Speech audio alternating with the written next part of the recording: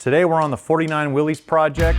We want to show you guys what we're doing to prep the bare metal, get it in epoxy, what products we're using, what sandpapers we're using, how to assess the panel, how to get perfect sweeping lines in your bodywork, and dial this whole hood in so you guys can take your project to the next level.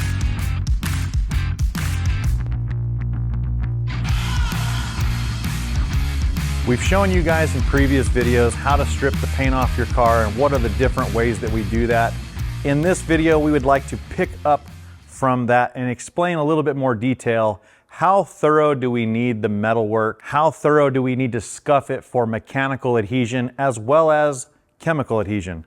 This hood for this 49 Wheelies has had extensive metal work done to it, reshaping the whole center of the hoods, remaking the sides so everything has the right correct fit and finish. Part of what you'll see here is that we have a little bit of filler work already done on the back, and that was so that we could remove it from the vehicle, put it here on the camera where it's easy to show you guys some of the details, and we've already worked the filler from the edge of the sheet metal to the cowl. But what we want to do today is really dive deep in understanding the tooth that you need for epoxy primer. Epoxy primer is the way that we choose to go. There's different primers for different parts of the industry. Maybe you're a collision guy, but this is more directed at like high level restoration caliber type projects.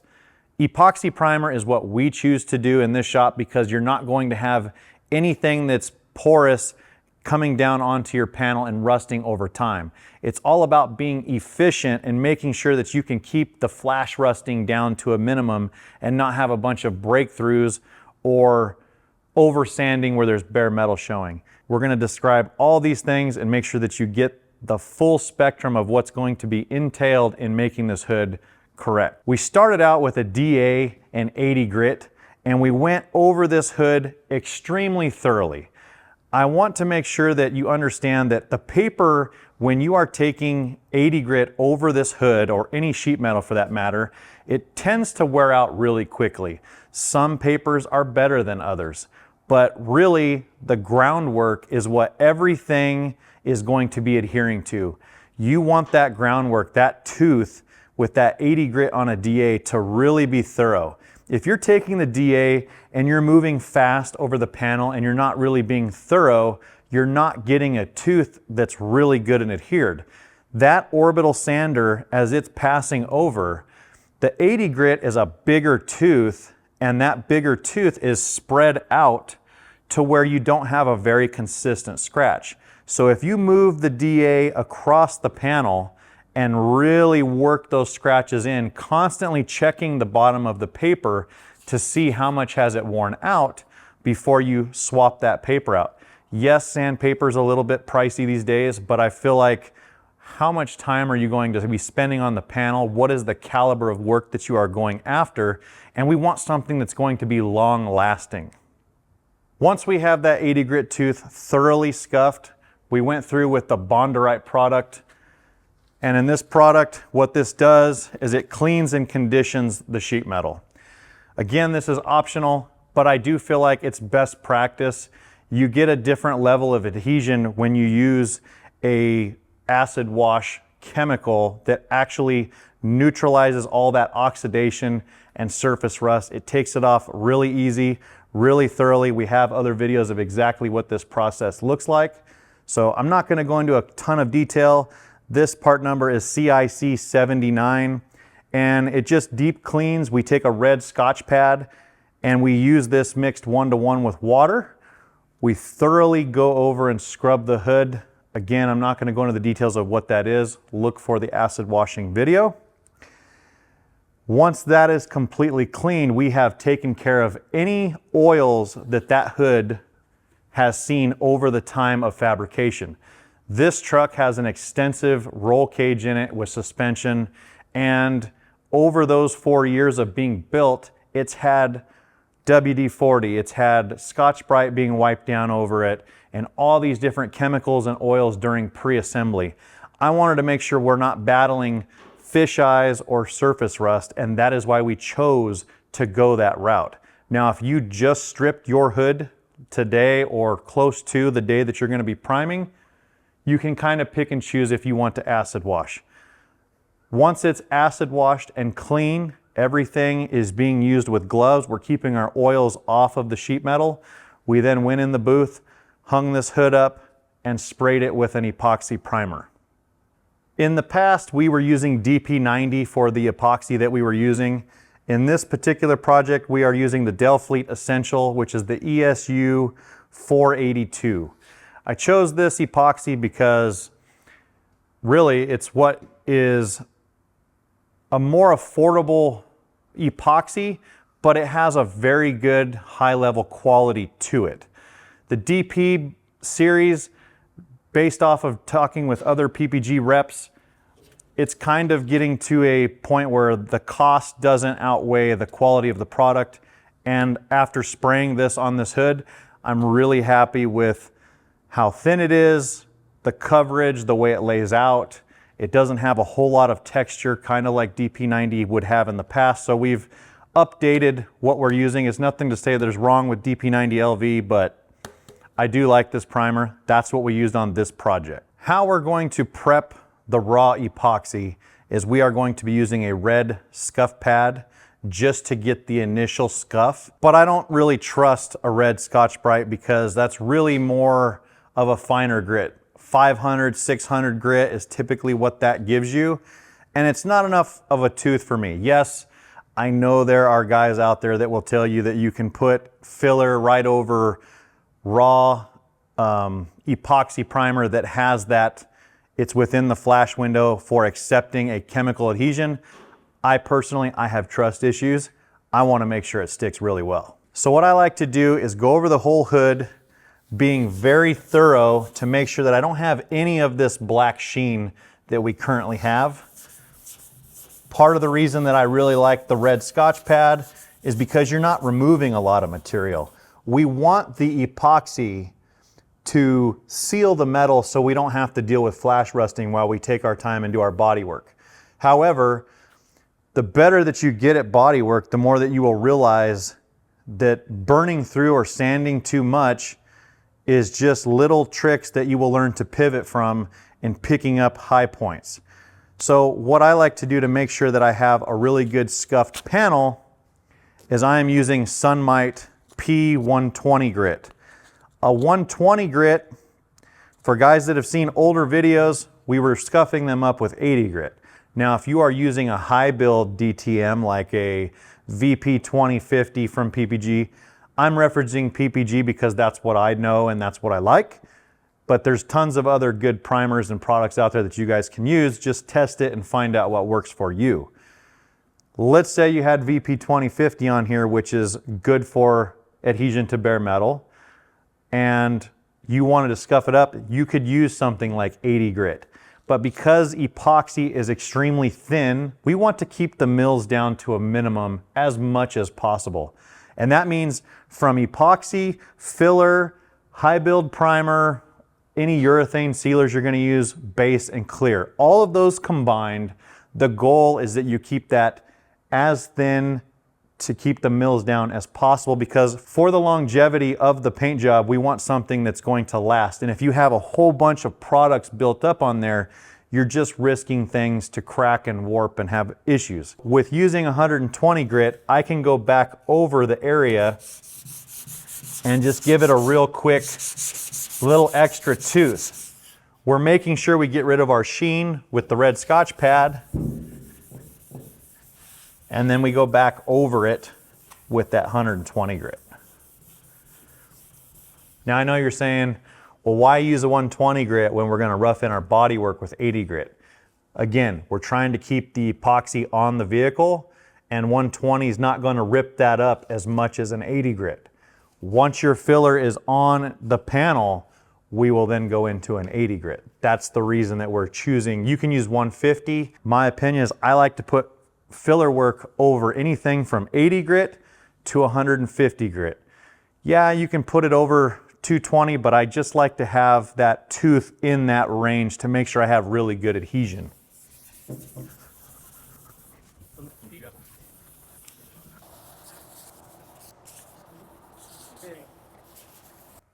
What we're doing is we're going to prep the center of this hood for you guys.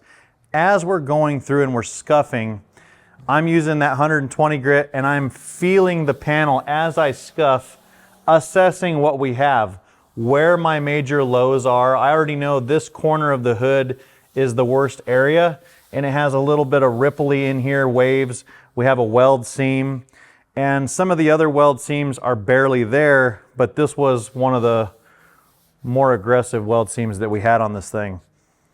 Now, as I feel it and I'm thinking about what material I'm using, maybe you're using something that has a little bit more mill thickness that you can really scuff with. Filler typically likes to go into that 80 grit scratch and really push it in there to make sure it's got a good adhesion. If you start blocking the filler work in the wetter stages, I find that if you go over 150 grit paper, it will tend to want to pull off the panel, and you usually have to wait for the filler to dry a little bit more. Part of the way that we do it to be efficient and quicker is we start sanding the filler down when it's not quite all the way dry, because it's a lot easier to work and buzz it down quickly to get it where we need it to be. As we start assessing the panel and seeing what we have for the highs and lows, you want to focus on the areas that have the biggest lows. On this truck, because we've already taken care of the panel to panel alignment, I want you guys to understand that typically, because we're on a crunch for a show, we have to get this truck done in a very short timeline. And there's ways that you can utilize taking something off and moving forward with your process that you're gonna go, your workflow. Normally, we leave these cars completely together until they are ready to then blow apart and start the sealing and paint process. But for this project, we don't have that kind of time. We have to get the bottom of the hood bodyworked as well. So we just pivoted, and what we did was we bodyworked the back of this hood to the cowl, and we used a spline. The spline is made by Melomotive in Australia. This is not a plug. I don't get paid for these guys. I like to promote a product that I really believe in and that I really like. And a spline, it will correct any shape on any vehicle that may have, I don't want to say excessive bodywork, because even a panel like this that's very low crown and very flat, you can have a reflection that's just not quite correct. You can have all the different blocks in the world ever made, and you can get really close. But the thing that's nice about a spline is you can check what the sweep of the panel is. The sweep of this hood is almost flat, but almost no panels are dead flat. They have a very little bit of crown to them. Now, when we put this spline down, we can then pick the spline. Well, how we pick the spline is how we pick our blocks.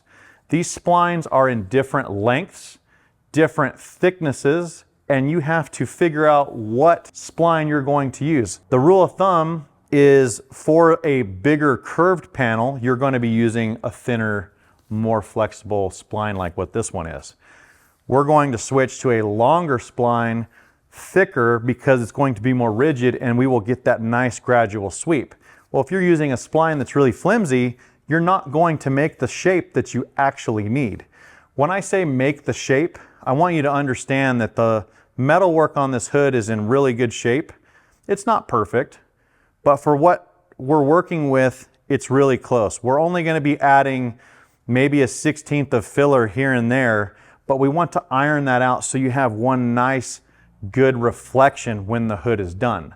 The other thing that a spline does is makes you so efficient, instead of putting the filler on, taking the filler off, putting it on, blocking it off, you can actually put all the filler in the majority of the area that you need.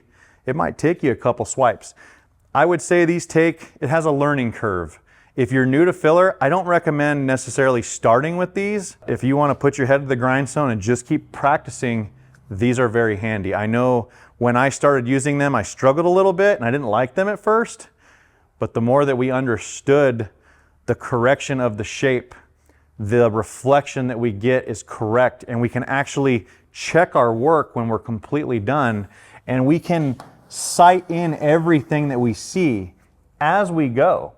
How do you know if your bodywork is where you need it to be? A lot of times guys will bodywork a panel, they prime the panel, block the primer, and then they see all the areas that you missed. If you're using a spline, a straight edge, something that you can view those gaps, what the sweep needs to be, what that radius needs to be, and see your areas that are ever so slightly low, the spline will tell you everything you need to know before you jump to primer. Well, now you're talking about hours, labor costs, product, because you had to spray all that primer, you had to mask the vehicle, mask the hood.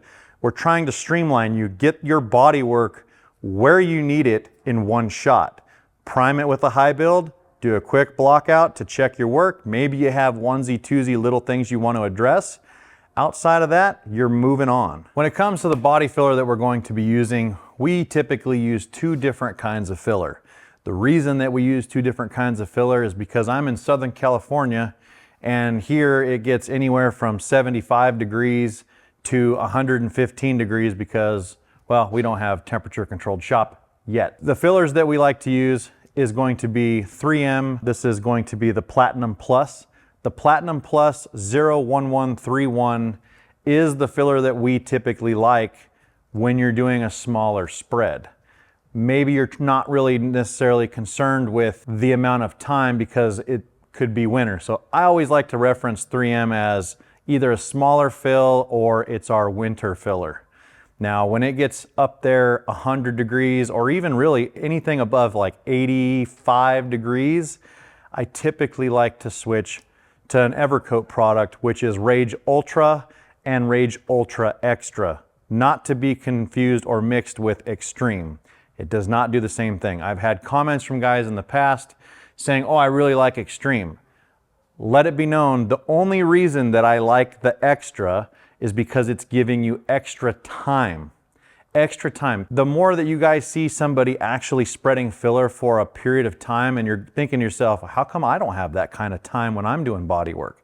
It's because that is one of the few. I heard there's others that give you time. I've heard there is hardeners. The hardener that you put in the filler, I've heard there's different ones. We have not tried those yet to date, but I already know that it's really cool because Rage Ultra and Ultra Extra, you can give it different mixtures for different temperatures and the amount of time that you need.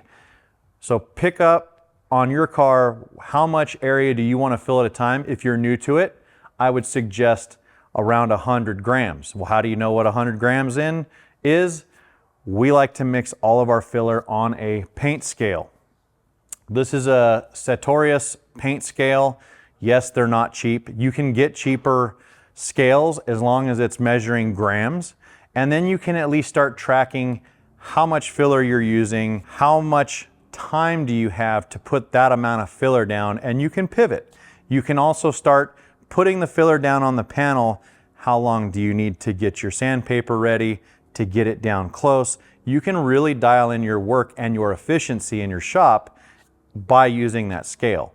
The scale you're going to be mixing all of your filler work per TDS for that product is usually 2% or 50 to 1. If you put your filler on your board, whatever that amount is in grams, you divide it by 50 and add your hardener.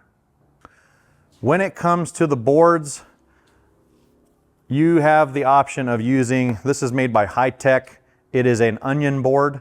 These papers are removable, and so it makes for a faster, easier cleanup. It's nice for doing 100 to 200 grams of filler at a time. What we're going to do today is trying to show you guys the advantages of making sure that you have the sweeps and the splines all corrected on your panel. So we're going to be doing a lot larger of a spread, and in that case, we're just going to use a piece of 16 gauge sheet metal and really work up those forearms and the arm pump. These are nice because we're not dealing with some of these wax edge. Sometimes when you're mixing, you'll hit those, especially if you're new to this, and then you end up with red strips from the edge of this board in your filler work, and then you're dealing with things instead of thinking about the basics and the technique. If you have just a sheet metal panel, it's a lot easier to control the mix of the filler, but you're not dealing with other problems. I like to mix 400 to 500 grams at a time when I'm doing a large spread on a panel, because then we're able to accurately work out the air bubbles and go through that process. We're going to mix up the Rage Ultra and Ultra Extra tonight because we have 77-degree weather here at 11 o'clock at night, and I want to be able to show you guys how to manipulate and spread the filler, how to use the splines. If you're using the 3M, by the time we got it on the panel, it would already be kicking and you wouldn't even have enough time to utilize a spline. What's nice about this is if you actually go on Evercoat's website, they have a chart for these body fillers that will tell you if you want to mix 50-50, how much time, if you want to mix 75-25, etc. There's all different percentages you can mix these, and it will give you a different amount of time. Me, I'm OCD. I want all of my filler work to look uniform and the same color when I'm doing it, unless we're in a pickle and I have to use 3M and Evercoat. It's not often, but sometimes it's a necessity. So what we're going to do tonight is we're going to use 50-50 mixture, and that's going to give us 30 to 40 minutes, give or take. It may not be enough time to spread for 30 or 40 minutes, but from the time we start putting it on the panel to the time that we're actually able to start sanding it, it's a good amount of time. It may not be nice to spread, but we'll show you guys some of the techniques and differences. This might be a tad different than some of the past videos, but let's go over the basics here. To keep it from being messy, I like to give it a quick little stir. I bring it up onto my spreader and I apply it to the panel. I have already zeroed out the scale and I have it set on grams. So now I can track just the filler being applied. This can is almost done, but we're going to put on 400 total. So I'm going to put 200 grams of Ultra, and I'm going to put on 200 of Extra.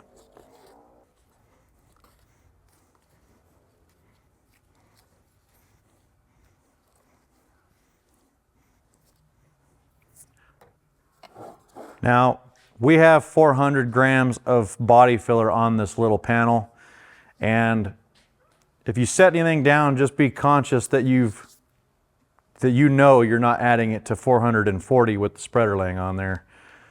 Zero it out, we know it's 50-1. So if we have 400 grams, we're putting on 4 grams of the hardener. The hardener, I highly recommend kneading it because it will separate and get watery inside. And then when you go to put it on your filler, it just spews all over the place and makes a mess. I'm a fan of these spring steel spreaders. If you guys check the description, we'll have links in there for some of the products that we're using. I don't remember the exact brand name. It's just an Amazon easy buy. You can get them on Auto Body, Tool Mart. But once you have this kneaded, we have it zeroed. Sorry, 8 grams. I screwed up. They're that easy to do. So we're putting 8 grams for 400 grams.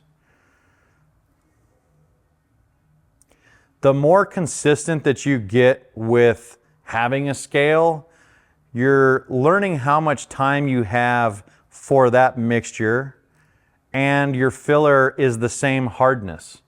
If you're wondering why the filler is hard to sand sometimes, easier to sand others, it's because the filler itself is harder or softer, and then you're going to get a different expansion and contraction rate because the substrate is a different hardness. I like to use 2 different spreaders to make sure that I have everything mixed up and then I have it all cleaned off. So we're going to move our panel that we have our body filler over to the hood and mix because we want to utilize all the time that we have. If I mix away from my panel and then walk over, a lot of times whatever filler you're using might already kick. You need to have everything where you need it. I already have a cup of acetone, paper towels, things are ready and clean. I already have my splines by the hood and my blocks ready with 80 grit. I want to mix this up. The best way to do this, because I see a lot of guys that are pushing under, they scoop it and they try to turn over and they end up with the filler all the way up by your hands. But really, to control the filler, you want to be rounding it up and then pushing it back on. The thing that I always see when we're teaching our classes is that people come up into the filler and they push down and the filler goes directly to where your thumb is. So if you go over here and you push all the filler to one side, now you have the ability to come down and get your spreader cleaned off a lot faster and a lot more efficient. So if you go around it, it's just like mixing up drywall mud. If you've thinned it out a little bit or something. Drywall guys typically make really good bodymen. But what we want to do here is we don't want to chop at it. If we chop at it, we're putting air pockets into the filler. And if we get a bunch of air pockets in the filler and we're spreading it and we're not really working the filler out, you're going to end up with a bunch of pinholes. So if you guys are struggling with pinholes in your body filler, it's likely because you haven't worked the body filler enough. And that doesn't mean just on the panel, that means, or on the mixing board, it also means making sure that you get it all worked out onto the panel, getting rid of those air pockets. Now that I have it roughly mixed up, I like to clean off any excess unmixed filler on it and then put it back on. Now that I have a nice clean spreader, I can work in that little bit.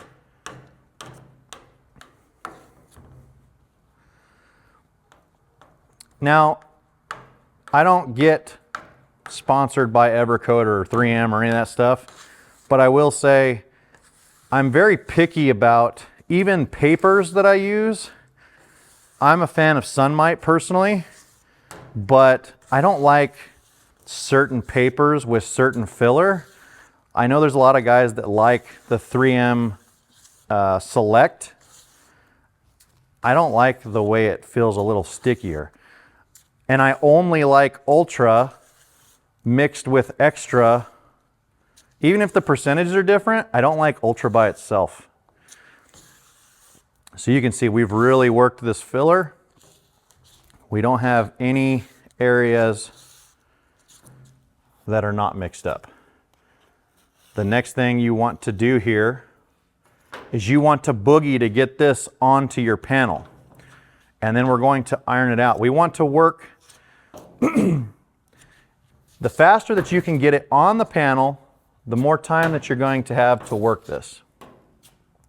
Don't worry, when we teach this in person in our classes, guys will sit there and as they put it on, they try to iron this out perfect from the get-go. But what you're failing to realize is that all that body filler built up on your panel, if it's not spread out like this, that heat is getting extremely hot. When we tested and did some of our Polmax dyes, that got as high as 240 degrees in that bulk area of the filler. So just get the filler nice and thin on the panel, because you're gonna come back and you're gonna iron this all out and push it into the panel. Just get it on the panel where you need it, and then come back and iron it out. I'm keeping even fingers. I'm using the small spreader, but really I'm gonna switch to the bigger one because we want less lines. We want a nice, good finish on our panel. We're gonna go all different directions, working the filler in.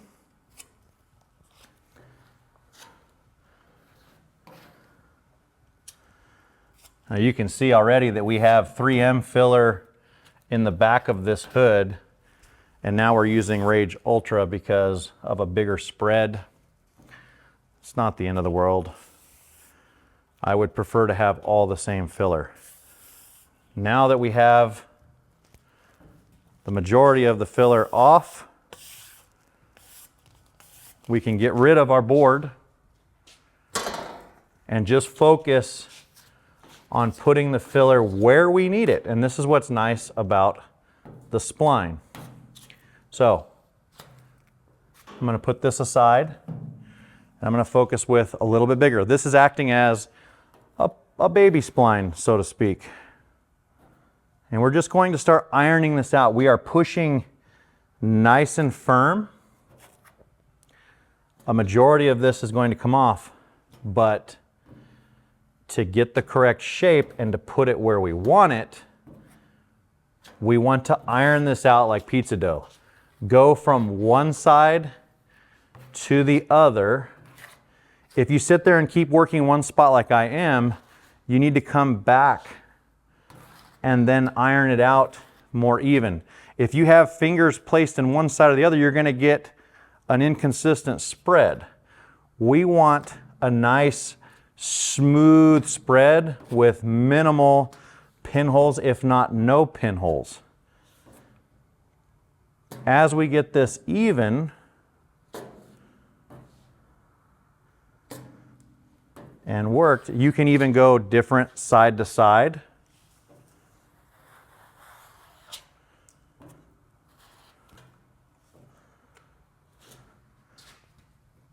But we're what I call seasoning the panel. We're making sure that the filler is really worked into the panel and it's pushed down into those 120 grit scratches. And now we want to use the spline. So, when you're picking the spline, if you grabbed a straight edge, you're like, I don't want to spend the money on a spline.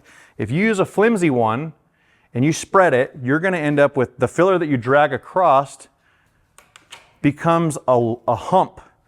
So we're going to grab the big guy, the number 8 spline. We are putting even pressure just like we do with a small block. And we are going to go consistent and slow across the panel. And I scoop it up fast, and you can see I have it all here. This is not an easy thing to get. If you have too much, it becomes all over the place. But I am putting, if you look right here, we have an area that is lower. Everything else has splined out pretty close. And we have a really nice, good view. But you need to build a wall or an excess buildup on the front end. And the reason that we do that is this spread it almost perfect first shot, surprisingly, which doesn't usually happen. But if you go to do the second spread, then you're going to have voids everywhere. So I'm going to steal a little bit here. I'm going to build this wall so that way I have something that I'm dragging through. Pretend this is a grader, a big excavator, and you want to drag that dirt evenly through. Now we're going to come back through. I have the bulk of the filler built up where I have a low. I'm going to put my hands in the same area. I'm going to come back through. Slow, firm, consistent pressure. If you go too fast or too slow, you may end up with choppiness. You can see this takes a couple times. Just put the filler over on the edge where you're going to start so you can build that wall. Now when we came through, we didn't have the filler exactly where we needed it. We have a void here. But we took care of the void on this side and almost corrected that perfect sweep in 2 shots. Imagine how much filler you would have used if you were sanding all that off. 1, it's a lot of work. 2, the filler is not cheap these days. And who wants to work harder? Work smarter, not harder, as they say. We're built the wall back up. We're going to drag it through a 3rd time and see if we can't take care of the majority of those lows. And you can see here, if we don't have all of our filler scraped here, we're going to end up having stuff dragging from the backside.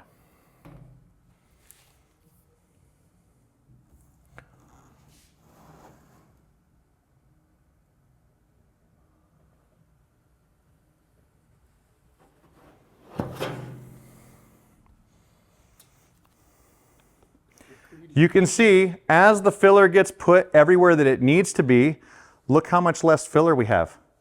That's almost no waste, and the amount of time that it's going to take me to sand this is so fast. You don't necessarily have to utilize this. This is just a huge time saver, and the big part here is that you're correcting the sweep of this hood. You are creating the right reflection. If you just sand it to be smooth, that reflection will deviate based off of the lighting. A long light versus a spotlight. A long light is going to show you that nice gradual sweep, and your car is going to present very well under lights. But if you have areas that have waviness and you're not correcting those, it's going to be very hard to make it perfect. For the demonstration purposes of this video, I am going to leave this ever so slight low spot. I'm going to get rid of this filler so we can show you a few tricks with a pencil and locating and keeping track of exactly the height that you need to be at in the shape that you are creating. Here, we're going to take this little bit of filler, not a lot of waste, and we're going to go around, we're going to clean this up with acetone. And lastly, we're going to take, you know what, we're not going to waste even this filler. We're going to take this little bit of filler, we're going to swipe it off, and we're going to put it in the areas that are excessively low outside of what we've already done. The biggest thing that you're going to struggle with doing filler is making sure that you blend and put a slope where the edges completely smooth out. If you leave like this hard edge right here that's built up, when you go to block that out, that's going to be extremely hard to, not extremely hard, it's going to take a lot more effort. We want to make this as easy for you guys as possible. So if I come through with very firm pressure and just blend out my edges, depending on how rough your metalwork is, the spline is going to either really help you or really struggle. The better the metalwork, the easier this is because you're not adding a ton of filler, but you're putting it right where you need it. Now when the filler is put on, I like to arc these spreaders a lot. If I push down firm on one side, I'm building a ramp that is very easy to feather out. And the same thing, I like good housekeeping. So all of this excess out here, I want to gather up and get rid of while it's still soft. I'm not going to go in here and try to fix this rough edge because I just want to be able to leave that, and we'll show you guys how we come back and fix it. But this hard edge out here, I'm going to use my other spreader that's pretty clean, and I'm going to curve it over and just smooth out that edge. That edge, if there's one thing you guys take away from this video, it's smoothing out your edge. We don't care about the high edge in the center. We care about the edges around the perimeter.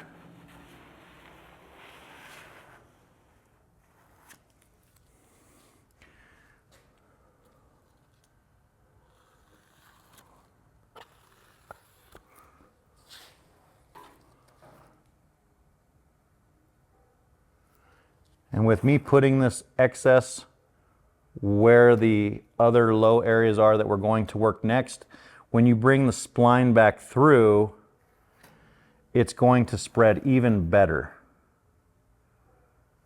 Now, some things I want to touch on while we have this is that these shapes are going to change per your car, how much you have a curvature in it. The metal is stretched in certain areas more than others to create that shape. And as we create that shape, you can't just use one block to do everything. You have to pick a block that flexes more, maybe it's more rigid. Obviously here with a very flat panel, we're going to pick a block that is a lot thicker because we want to maintain that look. We're going to be using acrylic blocks because acrylic blocks don't have any give. We're going to be using sticky back sandpaper because sticky back is not a hook and loop. The hook and loop Velcro is going to have a level of give. What we're looking for is a very, very precise mirror reflection when this truck is done to the best of our abilities. And in order to do that, you have to go through those areas that are more shaped and blend. So if you have a hood that has got a lot of shape, you're going to use a thinner block to curve over that panel to create that. I like to teach in the class using the thumb checking method of how to tell firm pressure. If you have to push really hard, it's too much. We're going to clean this up. We're going to grab some blocks and we're going to explain to you guys how we're going to attack this to begin with. That is the only filler that we wasted for the most part. Very little is going to come off of the top. That is such a benefit with the cost of supplies these days. When it comes to block selection, how do you pick what block you want? I'm like a chick with shoes. I collect blocks, lots of them. Everything from next level blocks, linear blocks, lucky blocks, true blocks, you name it, I have them. But there are pros and cons to every one of those sets, and I think that I use them all at some point, at some time for some certain cars. But the ones that I tend to go back to the most is next level blocks. Next level blocks, because of comfort with the foam, because they're lower profile, I can feel more. This is probably the hardest thing to teach, is how to feel what you're sanding, down to what grit do we feel? How does the paper feel when it wears out? What does it sound like as you block that panel down? The other thing that I utilize is a cheese grater. The reason I'm going to get into the cheese grater is because this is starting to kick, and it's been about 20-25 minutes now since we started mixing. So when you're utilizing a cheese grater, a lot of guys are going to say only rookies use cheese graters. That's fine. The only thing that I'm using these for is to remove those lines, and that's it. And as you can see, I have really one, maybe, I don't even know if you want to call that a line. I just like to try to be as efficient as I can, and I use them in a very light manner. I grab them on the edge with 2 fingers, and I just graze the panel. I do not want to dig into what I created. I already created a nice sweep. Remember we made the ramp? I do want to get rid of that excess filler right there.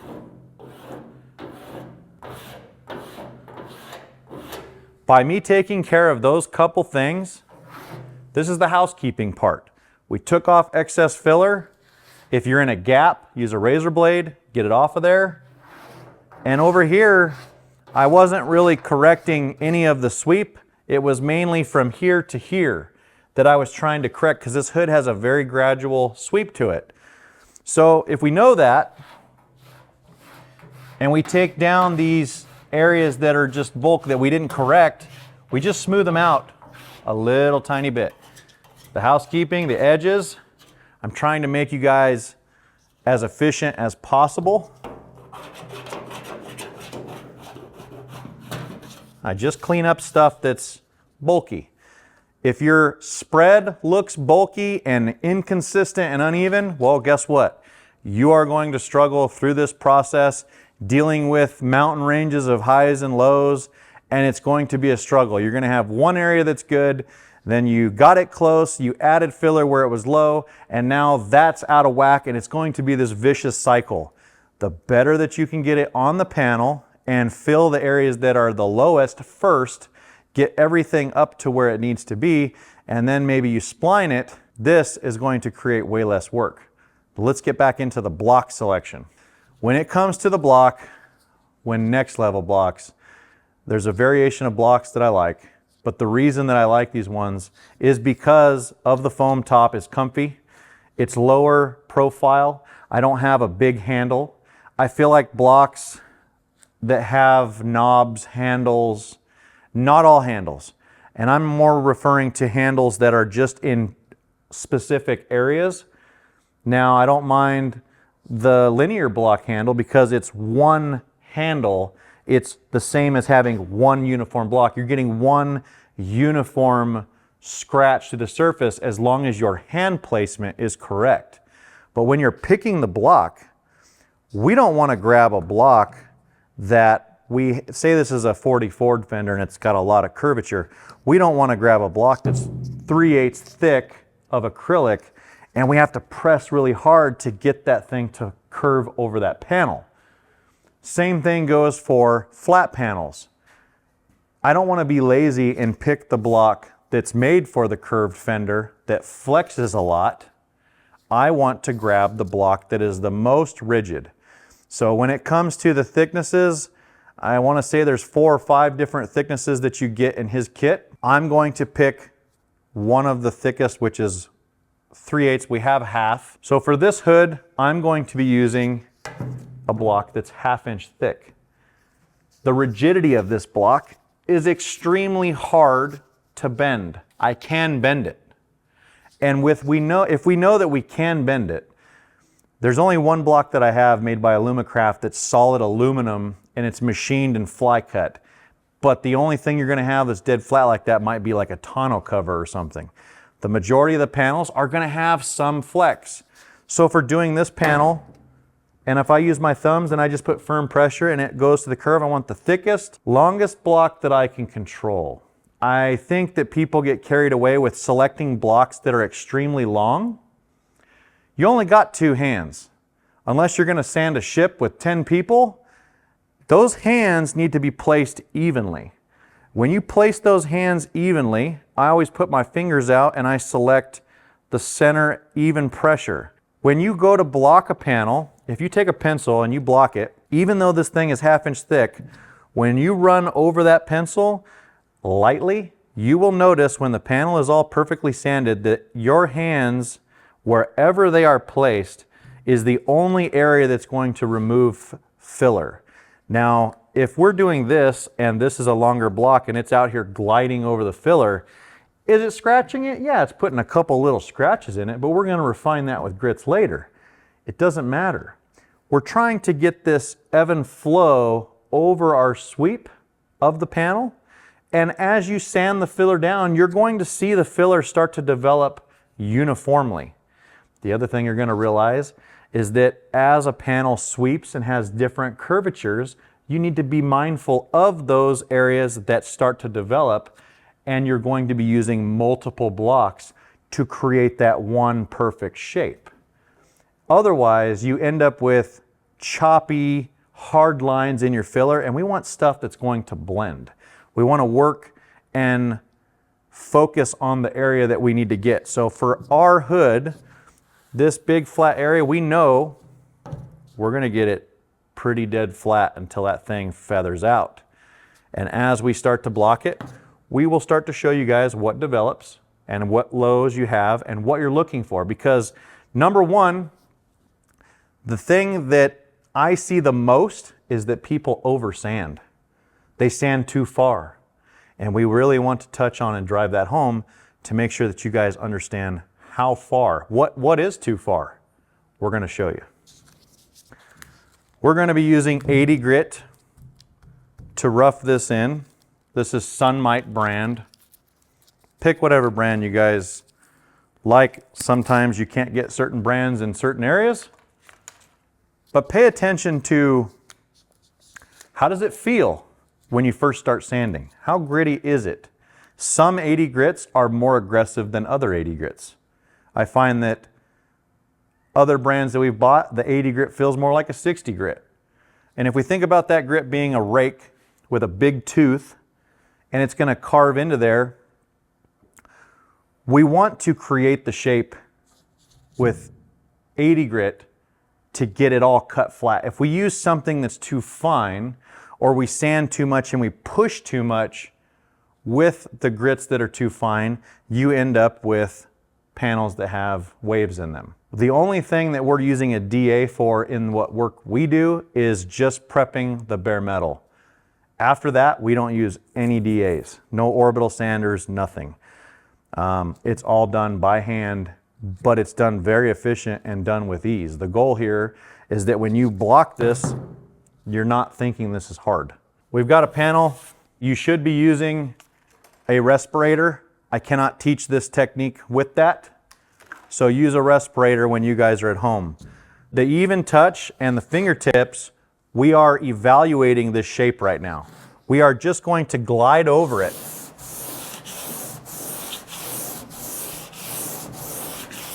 I'm only using fingertips.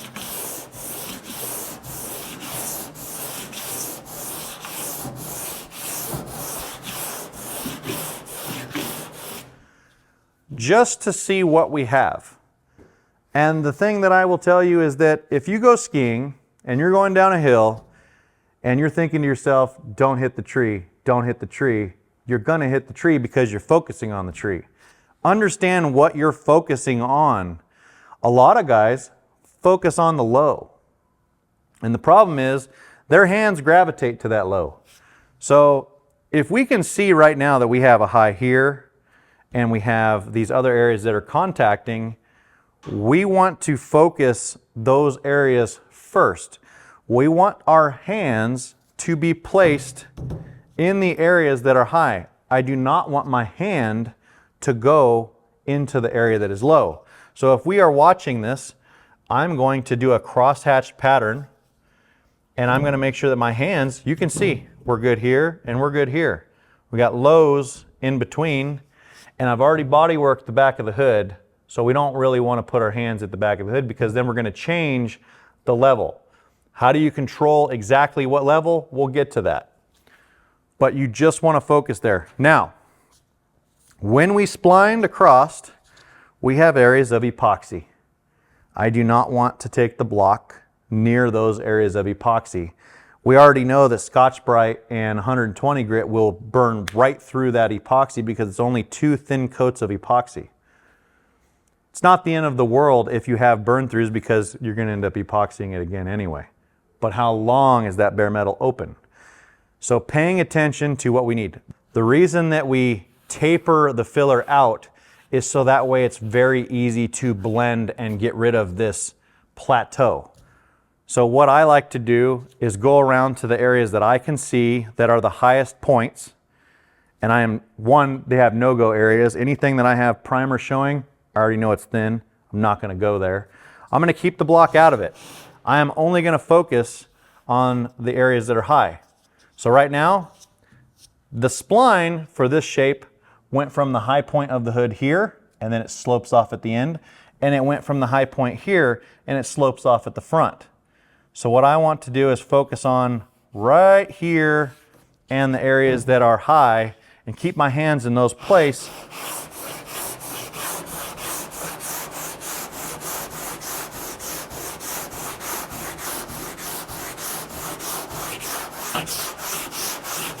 I'm paying very close attention to what I see as things level out. Keep your hands on the areas that are flat. Do not put your hands in the areas that are low.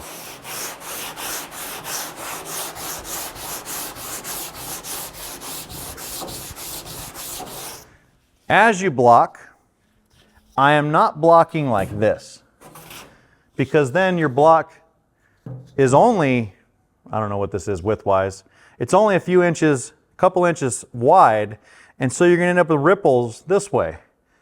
Well, if the block is rigid, we want the block to go longwise at about a 30 to 45 degree angle, and we want to move that around and see what we have develop. The more that you have that technique down long motion, you're going to get a lot straighter of a panel. I tell people this, and 2 seconds later, they revert back to the muscle memory that they have on when they've been playing with whatever car in the past years. Set a phone up, record yourself, and then you'll really see what your technique is. Compare it and see, does it match up with what we're teaching?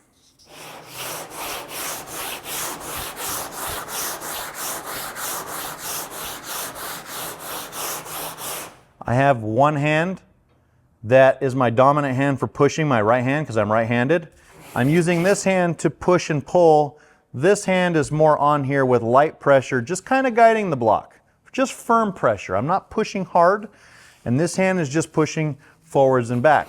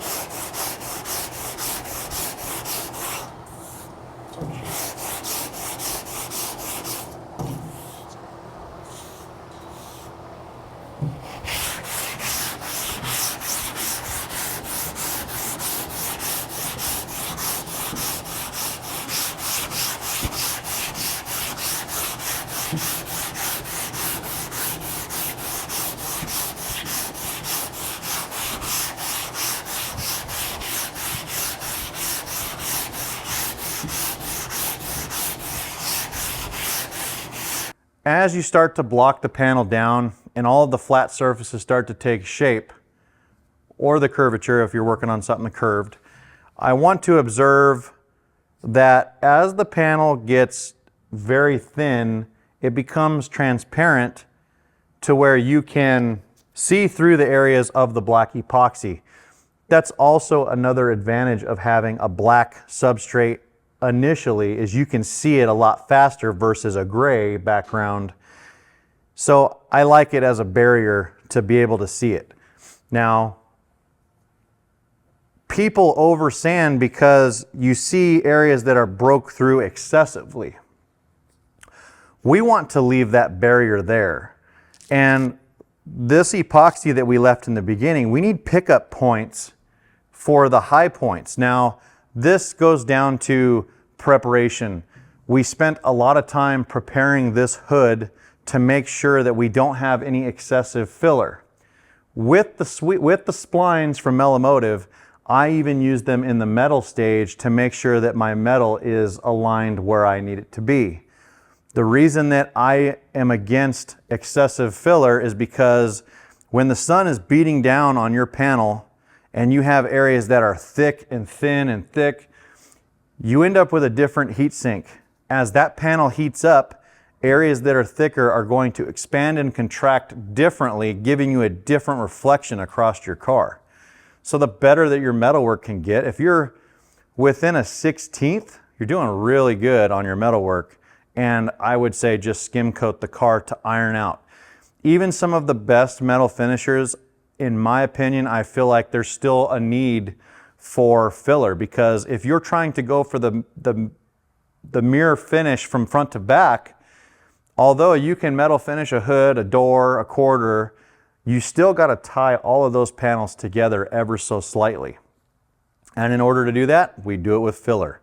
Maybe your metalwork's good enough, you could use polyester primer or a high build, but here we are paying attention to the areas that are thin. These are the areas that we want to see and stop. We want to stop before we get to bare metal if we can. Now over here we have bare metal, or I'm sorry, we have epoxy barely showing. Here we already had it, here we already had it. We have a little hint of it right here, hint of it here, hint of it here. And so if we have these areas, I know that on a straight line curve, because we use the correct thickness block, it is the correct curve from this point to this point and here. You don't want the panel to end up excessively fat. You start losing the shape of the car. If you have an area that is excessively high and you don't get the shape that you need, you're going to have to revert back and finish your metalwork to get that high point down. So as long as you have these points of reference, the pencil trick, in my opinion, is probably the easiest, best way to control the level that your panel is. So everywhere, and you can use whatever hieroglyphics you guys want. Me, I use scribbles for all the areas that I know are good and flat, and I don't need any more work there. But we're going to end up putting filler over a majority of this panel because we have all of these areas that are low, But what we can do is we can control exactly where we're going to put the filler and make this thing a perfect shape. So anywhere that I have a low, I'm going to circle exactly where that low is.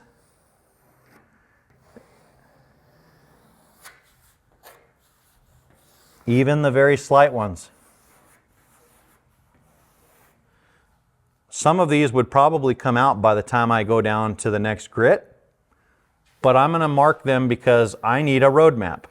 The pencil is my roadmap as to exactly where I need body filler and where I don't. And I'll put a scribble in here. Starts looking like Florida. At this point, we're going to take 120 grit and we're going to scuff up these areas that are low. Well, why not 80 grit? Because I'm trying to keep the filler exactly where I need it, and I don't want to tear it off and have to put even more. I want to save product, I want to be more efficient, and in order to do that, if I use 120 grit, I'm leaving more material on the hood. So if I use 120, I can make sure that I get rid of any of the shiny sheen. I have to have a good mechanical adhesion, and I have to spread it there. So the goal here is scuff this so I have the mechanical adhesion in any of the lows. And then once I fill those lows, I'm going to go back over the whole panel real nice and even. You can respline if needed, or you can just go through and spread it if it's minor inconsistencies. At that point, when you use the exact same block in that shape and you start going, you're going to see the pencil show up before you don't want to go beyond the pencil. The pencil is our stopping point, and you will identify that well before you get all the way through that pencil. Hand placement. Where you put your hands is where you're wearing. How am I controlling the back edge of this hood? A pencil. I marked a squiggly line across the entire edge of this hood, and I know that if I sand through that pencil, I'm going to get a different reflection at the edge of the hood. So I made sure this is all completely scuffed. And when I get done at the very final, I will go all the way to the edge and I will block the whole hood very uniform, very even. And when pencils just show up at the edge and a pencil just shows up at those key points, I'm done. The part that you need to really remember is that when you barely see the pencil, you need to stop. You need enough mils in body filler to be able to upgrade the grit. You can use different grits. A lot of guys will use 80, 120, 150, 180. I don't really see a need in that. I feel like that's over sanding, and if you're over sanding a panel, too many grits, it's real light, you're going to start to get inconsistencies where an 80 grit and a 150 grit is going to cut this thing.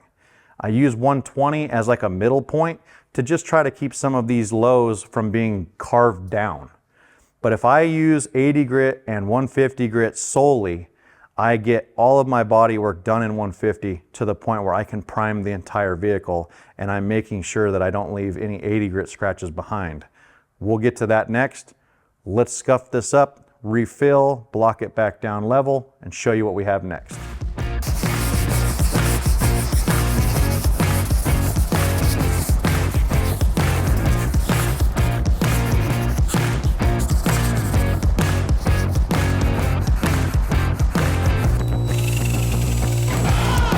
That one's right there.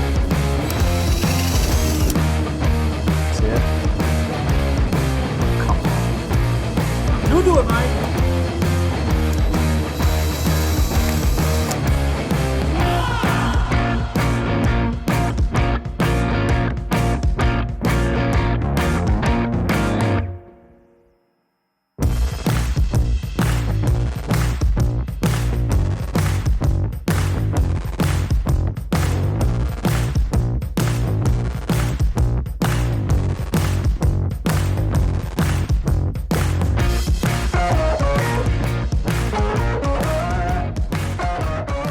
We've gone through, respreaded the entire hood, and as you can see, this only took one swipe the second time. Obviously, the more the metal is wavy, the harder it is to get that perfect spread. The whole purpose there is that you're spreading, picking up the excess, putting it back at the other end, bringing it through, and keep putting it in where you need it. Now that you have it really close, when you go back through and you iron it out, you have one nice, really smooth spread.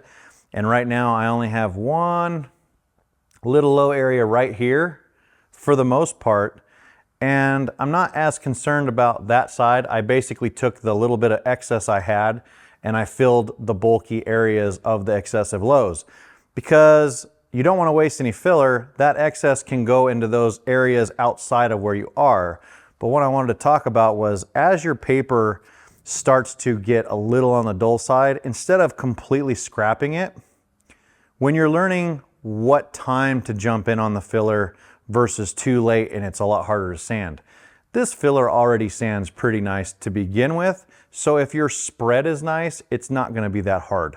However, if you look at the sheen of the filler right now, it's really glossy, and you're basically looking to get to about the eggshell color and go to a corner that you can just barely touch.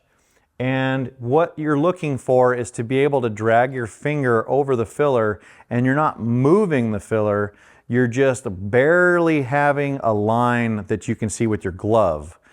At that point, the filler is basically drying from the bottom up from your substrate. A lot of the things that you're going to do when you spread filler and you start playing with these different mixtures on Evercoat's website, it's based off of panel temperature, not ambient temperature. So understanding what your panel temperature is, you don't want to be body working this out in the sun. Be in the shade, be in a cool area, be air conditioned if you have it. I wish we did, because then everything is going to be the same mix, same color, same consistency. The reason that we spread it over the whole hood is because those little tiny areas that already started to show black, we need to still go from 80 grit to 150 grit. In order to do that, we need to have enough of a thickness there that we can have the panel still go down evenly. The problem is, if you leave those bare metal areas and you only fill the onesie twosies, you can do that, but if you're blocking over that, call it epoxy, bare metal, when you hit bare metal, you are no longer going down. So as you block across the panel, everywhere else is going down except for those bare metal areas. So it's very important to get a mirror finish stopping early when you barely start to see the breakthroughs. You are controlling the shape. And if you stop where it's still just a barely seen, if you stop where you can barely see the epoxy, then you have enough mils to then guide coat the panel with dry guide coat or aerosol, and then switch your paper to 150 grit. And now you're not hoofing off a bunch of bulky filler, you're just refining a scratch. So now when you go to 150, you can just use your fingertips and basically let the weight of the block do the work. At that point, you are going to then magnify. So if you think about this 80 grit, you're looking at it from a high level. When you switch and upgrade into a finer grit with a lighter touch, you're going to see more imperfections. The goal is that you're controlling the filler and you're not going to bare metal and continuing to get waves. Now you can see when you actually touch the filler, it leaves our finger marks, but it's not actually moving the filler. Now you can take that paper that you had that's not quite as aggressive and just use it to clog that little bit of stickiness that's just on the top. Like that.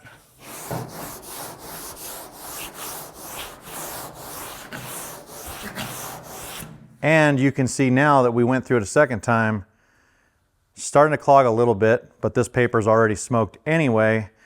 And as we look at it, everything is hitting nice and uniform. I want to drill any holes before we lose them.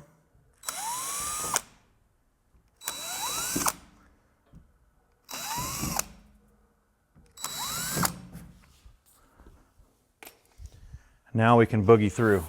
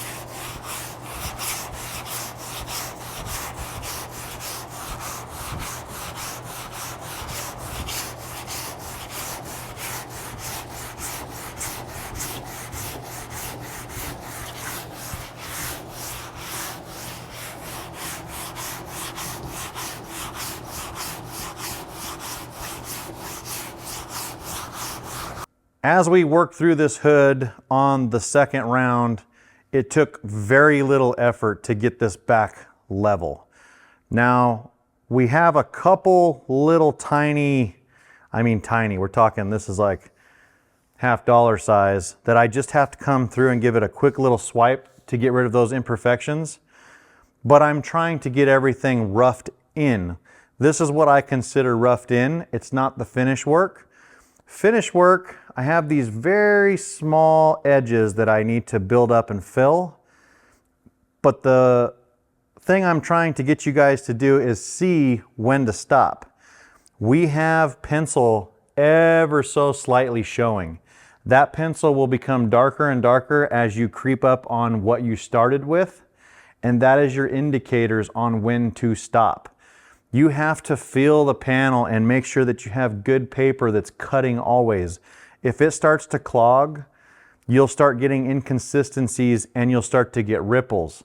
So paying attention to blowing out your sandpaper, keeping good sandpaper on your block, and even pressure and watching as things to develop to keep moving. Typically at this point, I will move to the sides and get the whole hood roughed out to this stage. You can do this a couple different ways. Now, some guys are polyester primer guys and they'll prime the whole car real heavily. But what I want to tell you is that's time, that's money to bring everything up.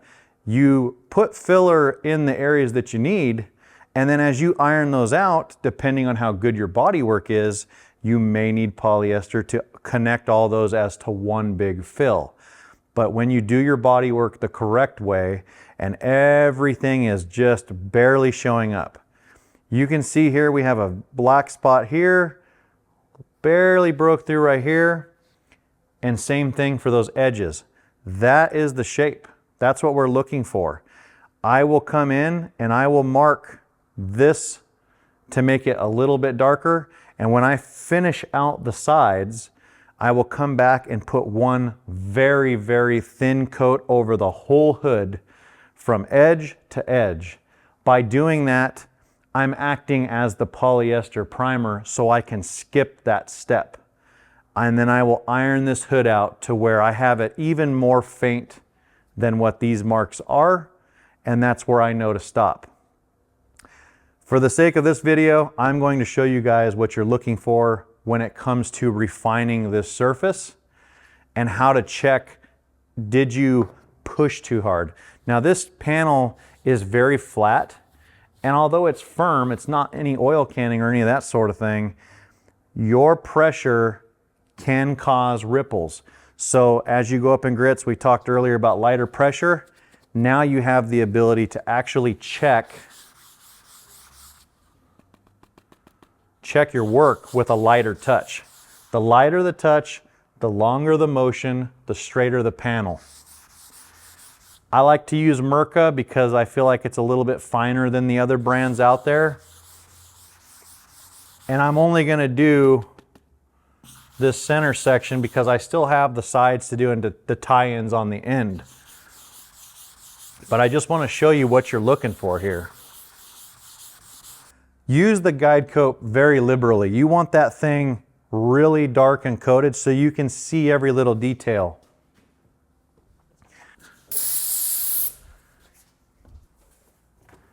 I like to blow off that little bit of excess so that way you're not re-guide coating with the excess that's floating around. We are using the same block. And remember, if the panel takes several blocks to make that shape, remember what blocks you used, how you used it, the technique that worked. Upgrade the grit to 150 grit. And now we're using our fingertips to just glide over the guide coat.